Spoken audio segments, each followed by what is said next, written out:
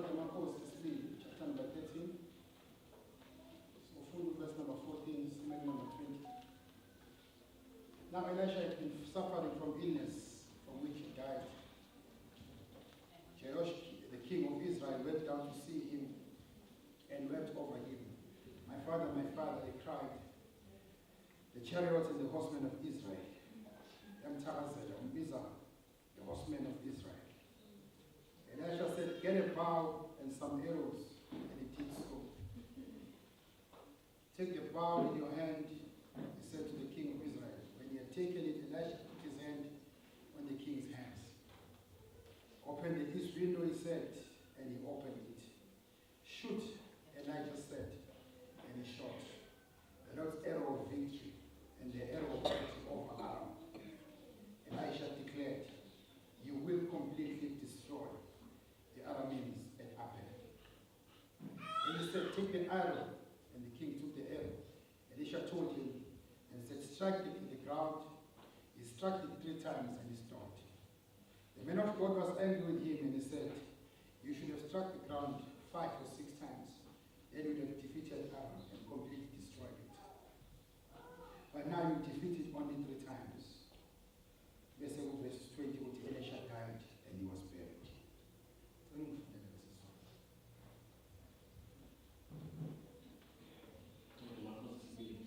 Chapter 13, verse 49. U-Elisha esegula ngesifo afa ngaso, uJowashi inkosi yakwa-Israyeli wehlela kuye, wamkhalela wathi, Baba, ngola ka-Israyeli nabamahashi bakhe. U-Elisha wathi kuye, thatha umthando nemicibisholo. Wathatha-ke umthando nemicibisholo. Wathi enkosini yakwa-Israyeli, beka isandla sakho emthalweni. Yabeka-ke inkosi isandla sayo. U-Elisha wabeka izandla zakhe phezu kwezandla zenkosi. Wathi, vula ifastela ngasempumalanga, yalivula. Wayesethi u-Elisha, cilishela, yacilishela-ke. Wathi, ngumcibisholo kaJehova wokusindisa. Umcibisholo wokusindiswa kuma-Aramu, ngokuba uyakubulala ama-Aramu e-Afeki, uwaqede. Wayesethi, thatha imicibisholo, yayithathayo. Wathi enkosini yakwa-Israyeli, shaya emhlabathini, yashaya kathathu, yayeka. Lowo muntu kaNkulunkulu wayithukuthelela, wathi, uma ubushaye kahlanu noma kayisithupha, wawulahlulile i-Aramu waze waliqeda. Kepha manje uyakulahlula i-Aramu kathathu kuphela. Wayesefa u-Elisha, bambela amaviyo abamowabi, angenela izwe ngasekwathaseni komnyaka. Liyaphila babethi la babekuseni ukungane ukuzwa la ukhulumile yakho ntona ngoJesu Kristu. So lasifunda khona ekuseni namhlanje if le ndaba yami bengayinikeza isihloko bengizothi why did you stop? The title of my sermon I was going to name it why. Stories ka Elijah. This is the last miracle, it's the last assignment. It's of Elijah before Ashur. Because Israel yagena, yamkhalela, yamthakazela, ibiza inkosi yempi yaka Israel. Because why is ukumvezela ukuthi you are the man that you have trusted for so many years. Siyadlula lapho it counts ukuthi mawuyokhala ngani.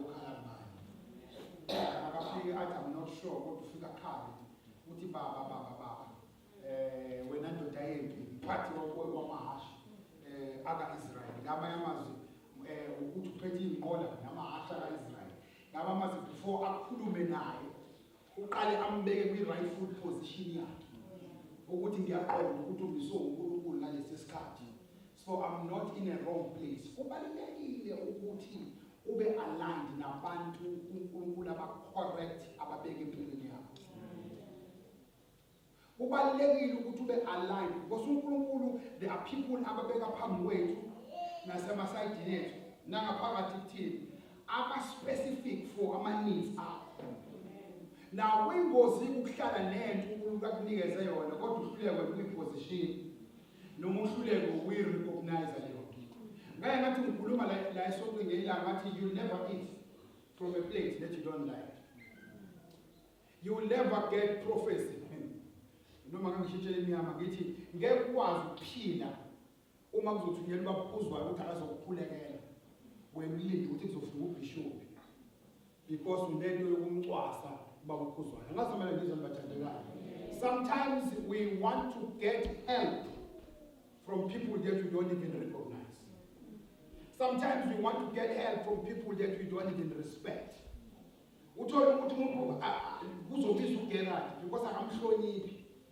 Noma uNkulunkulu eseyifakile into ezomsiza kuGerard ahambe ngayitholanga because ulinyazwa yini unikezwe lo muntu yena angamrecognize. It's important to discern ukuthi lo uNkulunkulu asekulethe phambi kwakho is the solution. Sometimes kuyefika umuntu empilweni yakho ezahambe ngathi uzele lo sizo because awurealize ukuthi lo muntu lethe uNkulunkulu phambi kwakho. Sometimes uNkulunkulu akuhlalisa eceleni komuntu ongakufaka emsebenzini because awudiscern nokuthi umuntu oseceleni unamandla okufaka emsebenzini. Uhleli iziphuma inkonzo ungashona ukuthi njani. You don't even smile at the job. Because awubona uNkulunkulu usekubeke kubantu. Ubona ukuhlunga kanjani ukurealize late ukuthi lo muntu okuhamba naye uNkulunkulu kangakanani. Ufisa sengathi ngaqala phansi isihlehla ukuthi uzusho ukuthi hayi lo muntu ngakuyina endaweni ethize bakwenze njani wafika uNkulunkulu ampresenta phambi kwakho kwathi ukuthi wena ulala noma sewufika emsebenzini la fanele ngabe khona uya-acta wena ulele awuboni ubone sewubona ku-TV ukuthi hayi lo muntu usasingani singesihluleke ukurecognize i-talent lo muntu ogcotshwe uNkulunkulu ohlabelelayo bese simkleme sethula kuJoyous ingane yethu. Kodwa mhlanza nehlabelela la esontweni sithi ayi akathililiza akanasicefe, but the moment ubona unambe sembonile wamphakamisa bese siyaqala sithi ingane yethu. Kunengane esayixosha la esontweni siyithuka sisama kundana mawusumbona sihamba nge class ukhulele ekuthini kodwa la esontweni womthuka day in and day out because you did not recognize ukuthi there is greatness amongst us.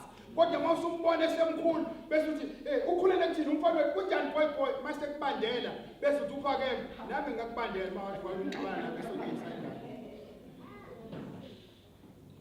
We are very quick to own people that we have rejected. As soon as they are successful, bese sezinjani sithi ingane yethu. Mayisahamba la uyayihlinela. Ucike nje ukuthi faka amacikathe kumamajana. Kunalawo wena wajwayele. Uyihlinela udlule kuyona ngathi udlule emathuneni. Kodwa the moment isi uprincipal ufuna ukufaka umzukulu esikoleni, hayi phela lo ukhulele ekuthini? Wena. We reject people and we expect ukuthi baphinde futhi bona basithande uma sebephumelela. Ungabi ikholwa ezobona late ukuthi ngayilahle lesebenzayo.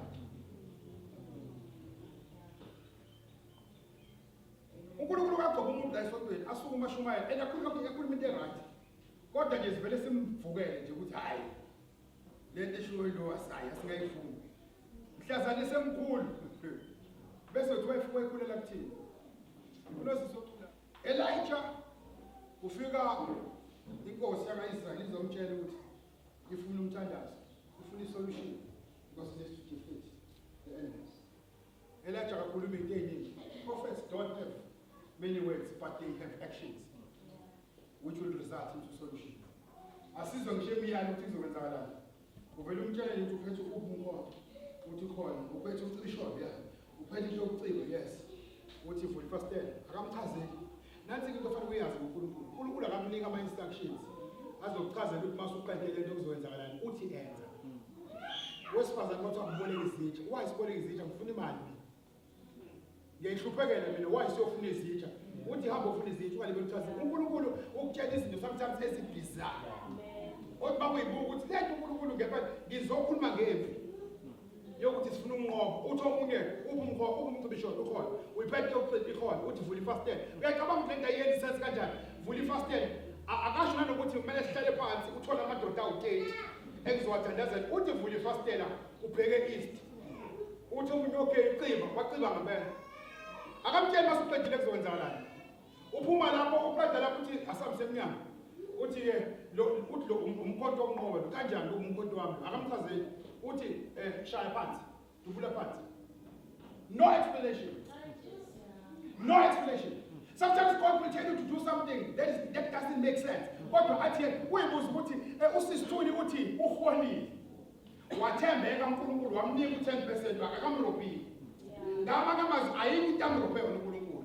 Kodwa uNkulunkulu umtshela kenza into asibazane ngajwayelekile. Uthi thatha kwayona ke lenkeshe ezalesiselele.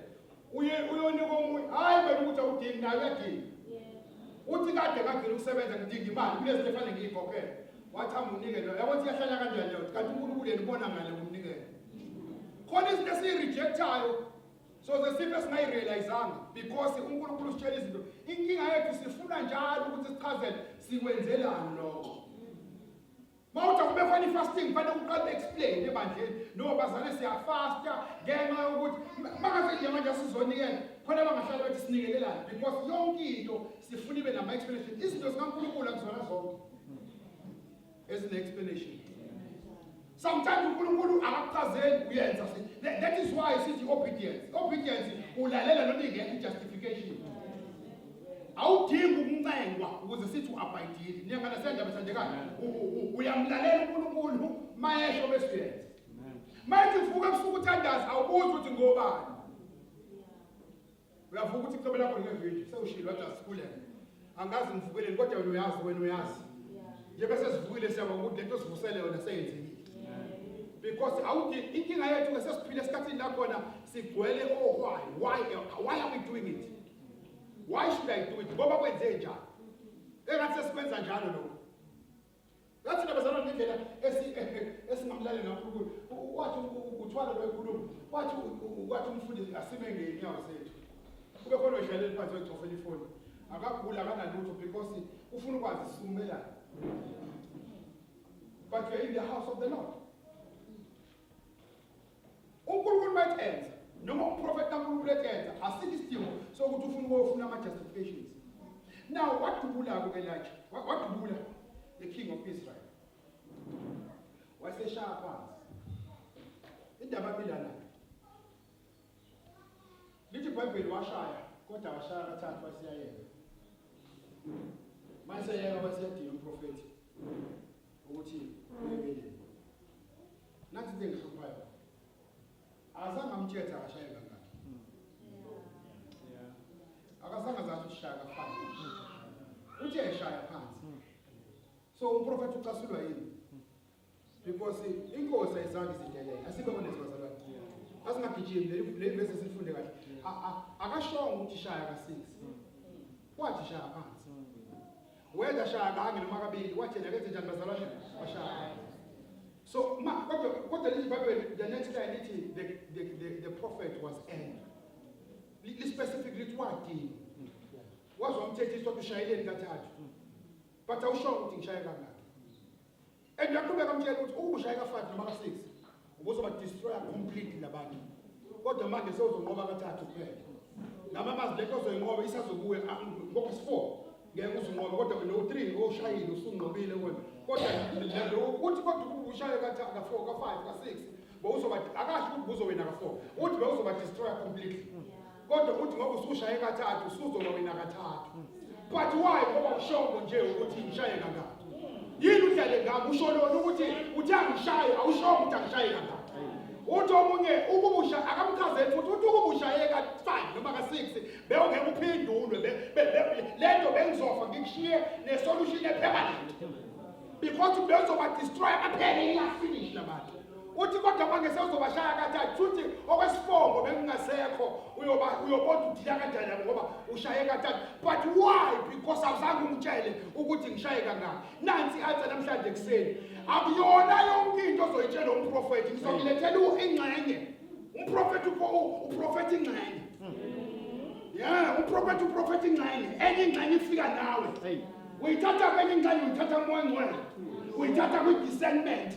We touch up with wisdom. And you're a prophet, I need, 100%. Omniga, who half wako. athi naku says the Lord bese umuntu wakho bese kuzohlangana imimoya ezwanayo ukuthi nathi phela ngimi ecabeni kaNkulunkulu bese uyadecide iproblem yenkosi kaIsrael yaya kumuntu onengxenye ningaphetheli. Hey.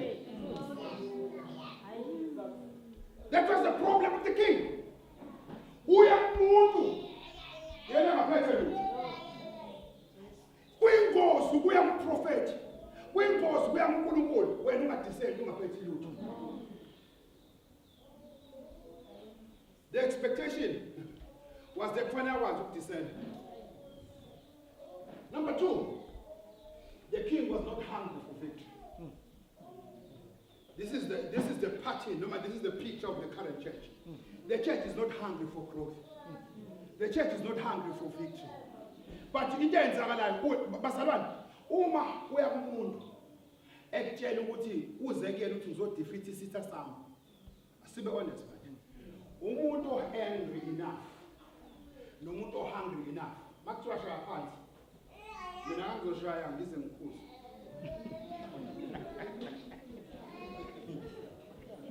Yathi ngiphinde futhi uma ngase manje uthi mina ngize kuwena bishop ngizokhulekela ngizothi ngidinga ukuthi ngibe nemali base uthi kumina okay zokubeka izandla ungibeka izandla futhi ngokusheshsha bese uqede lapho ukuthi imali eyifunayo ngithi hayi iningi bese uthi kumina okay shaya la phansi uzobona kuzokwenzakalani ngingashaya ukhaphethe uzoqeda izandla zami ngingalanda yabo ukhaphethe ungaphuma thatho yeso uqale kuvele lento ekuthiwa i-chopping le efakwa ngesand bese ubuye sehle ungafika esathi bakuzwayo kunomgodi uyazi ngishayelana ukuthi nje ungabi khona kwemali ingaphindi ibuye because I'm hungry for wealth. Angazi mina ngizweni bathandekayo kuthiwa akashaye ushaya kathathu sayakhathala bizinafa ngempela and guess what bano kodwa wale 3 times.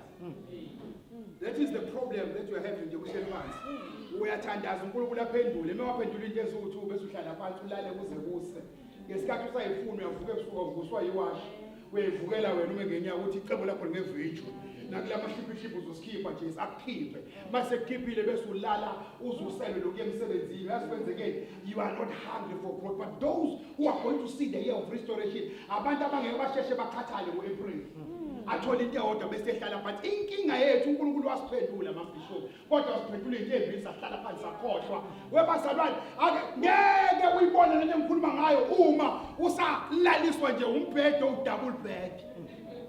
I want to soba kanjani masohlala kwi-king futhi lekuthiwa ilong asiyedipha uma usahlulwa isalary ka-20,000 rand ikwenza ukuthi uye esontweni mawuthanda uye esontweni mawuthola isikhathi ebazalwane cela ukuyisho lento cela ukuyichaza lento anything that makes you not to prioritize God is ungodly.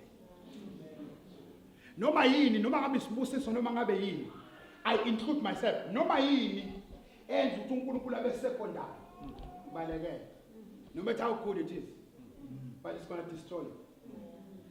Ungalenzi iphutha lempumelelo iyamxabanisa umuntu noNkulunkulu lempumelelo iyamsusa umuntu uNkulunkulu impumelelo futhi iyamenza umuntu afe isikhathi singakashayi noma yini zithwele kuhleli laphansi ukuthi ayikho into engahlukanisa nothando lukaKristu.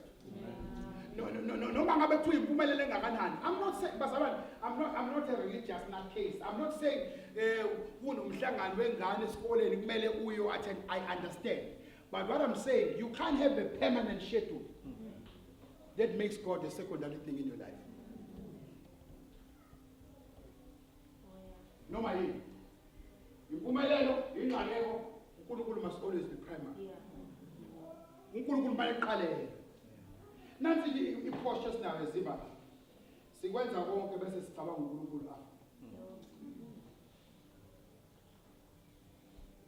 Sikwenza konke bese sicabanga uNkulunkulu apha. Wathi uGabuye shumele wathi sikhokhela zonke izikweletu. Bese sicabanga uNkulunkulu mase sikhokhela inkeshizana sele. Bese sindinga uNkulunkulu. Uqale wenze sure ukuthi you leave your house very clean before you go to church. Even if it means you feel past 9. As long as you left your house in order. You are saying your house takes preference. The Lord comes after the house. Namhlanje ngizoku-advise ukuthi switch ama-priorities akho. Uqale ngoNkulunkulu.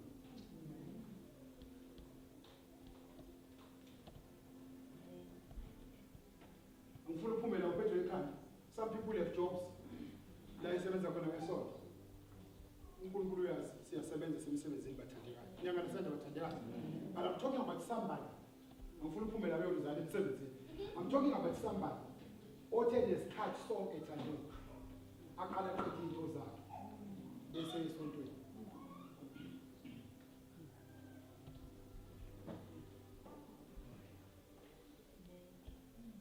Is what ekuseni namhlanje. For you to see this growth, you need to develop a capacity. uNkulunkulu, one of the reasons why singenazo lezi sifunayo is because uyabona uNkulunkulu asinayo capacity. If the king of Israel had capacity, ngabe sifunda umuntu wadefeata uNkulunkulu ngabe usemlandweni ukuthi wayiqede iho yaphela yafinish, because he had no capacity. Ngamamazi lack of capacity yenza ukuthi angainherit i-restoration yayisifikile. But yamfica izitsha zingaphelele ukuthi sengibona uthi shaya iground. It's up to you how many times ishaya when ufuna ukuba destroy even for the next generation. We don't know when ngaba destroy permanently uthi ba uzobaqeda bangaphindi ba ukhuluma indaba uthi kodwa ushaye katha ngizothi kuwena lento okushesha unele ey'ntweni zasezulwini izokwenza ufuthi. Develop hunger for great things. Unyaka uqalile bathandekayo. Siya kwi-fasting. One of the items that we are going to pray about strongly kwi-fasting ukuthi before uNkulunkulu asinikeze into esiyifunayo aqala akhe icapacity osikwazi ukuyiphatha lezi zinto ngoba into mayifika ungenayo icapacity iyakubulala singakashaya isikhathi. Yabona into mangavele abashela bishop ungenayo icapacity uhamba ufunde ngabantu abathola ilotho. Hamfunde ngabantu abathola ilotho ubukele into ekuthiwa I do it. Uzobona ukuthi abantu belotho bagcwele khona kangakanani. I saw a story of a guy wasemlazi owawina ilotho wazothengela ngisho own itekisi. Wayeconduct wawina ilotho. Uthe mase wina ilotho waba nemali. One of the things ayenza ukuthi ayophi ibhosi yakhe yakudala. Ayoconduct boss. Sengipushe kakhulu nawe wamuphi itekisi. Waphi own enamatekisi. It was not generosity.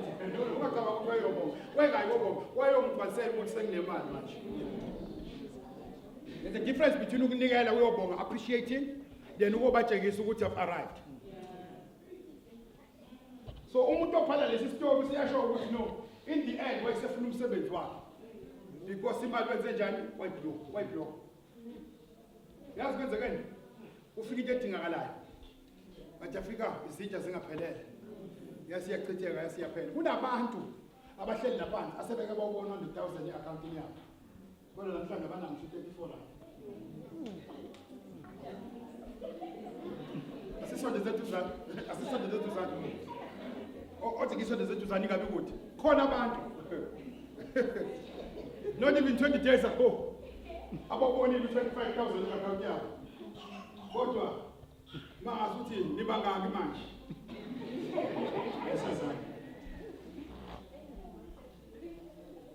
Wenkosi ukuthola into isikhathi necapacity ungenayo. Khona izinto ngoba umwena uNkulunkulu ayibambile empilweni zethu angasiniki zona. Ngoba uyabona ukuthi mangase ifike ngabhidlika into. Noma ngabe sithandaza kanjani babumweli asibuka kodwa laba mase ngibanike. Khona nje uNkulunkulu angakunikele wena ngoba uyabona ukuthi mangase uyithola ungayeka uyisivakashi esontweni ungaphela uyeke ngempela. Yabo nje bevela uyisivakashi manje. Mangase uyithole kwangempela ungaye futhi nami ngeke ngikusola ungayeka ngempela futhi ngempela ngathi mangihlanga ngithi wagcina uyekile hayi kwalunga ngagcina sengiyekile futhi ngempela ungayeka.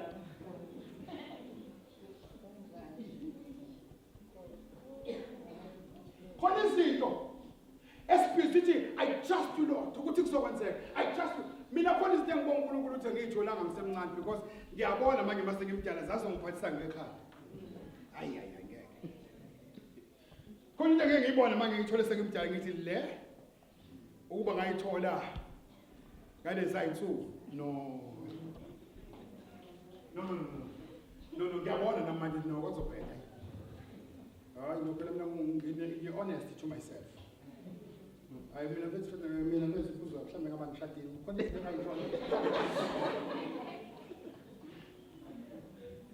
because ngangizobele ngiyibona isigoro esinemali ngiyibonzo mhlawumbe ngabe kunengane eziwu-11 number 9 emolweni just a billion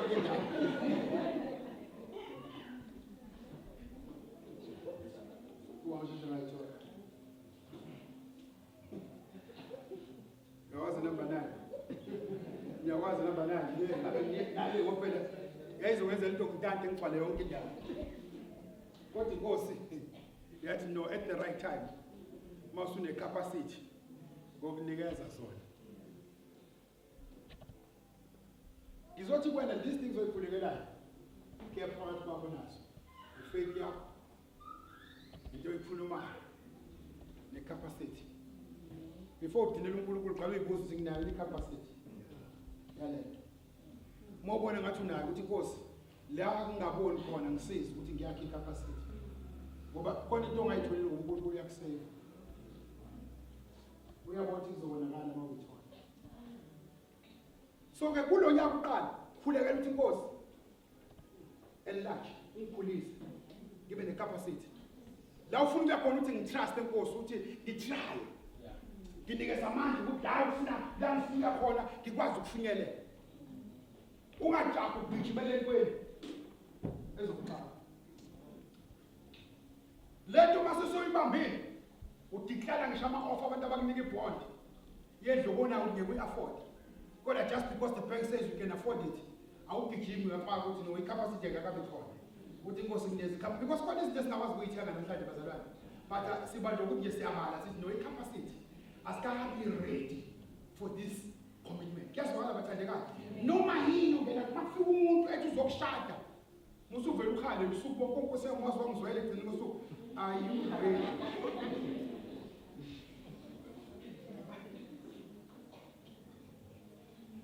Before ugijime nje uthi Jesu uphumla wonke Jesu ungenzelani?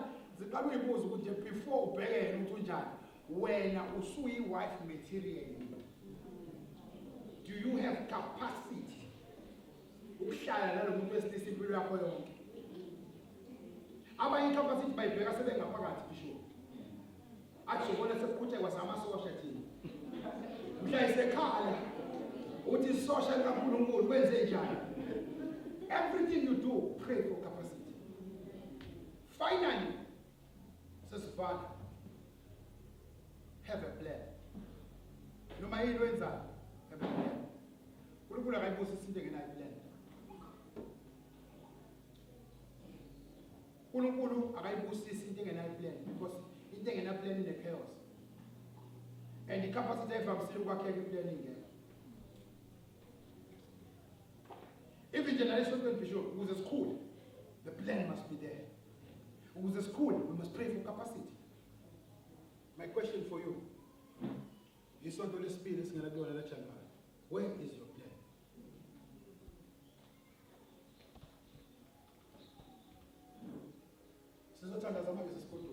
Bishop is going to pray for us. But I want you to ask yourself this question. What is my plan for 2026?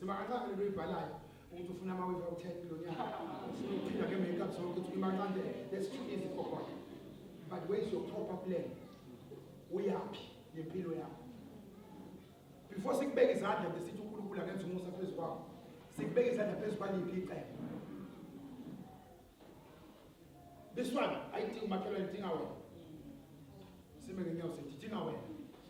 I think no two was Makela thing was away.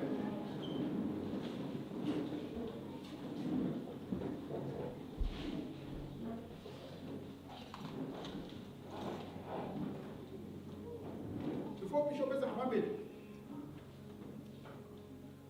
let's prepare anyone who left this stone must ask for it.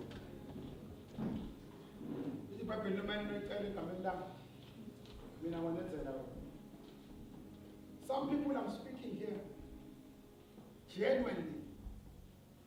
Sometimes I share jokes, but genuinely, you need a plan. I always hear you talk about plans. I sit down, I try to get my head around the plan, but I come up with nothing. Or I don't come up with something substantial. I need God's wisdom to open my eyes and see where do I need capacity. And I need God's wisdom to open my eyes to see what plan should I put in place. Which direction should I take? You've been going year after year, trusting God, fasting after fasting. You're beginning another prayer this week, but nothing is changing. And today you want to say, boss, I need a plan, give me direction. Put my shallow hands and was a plan.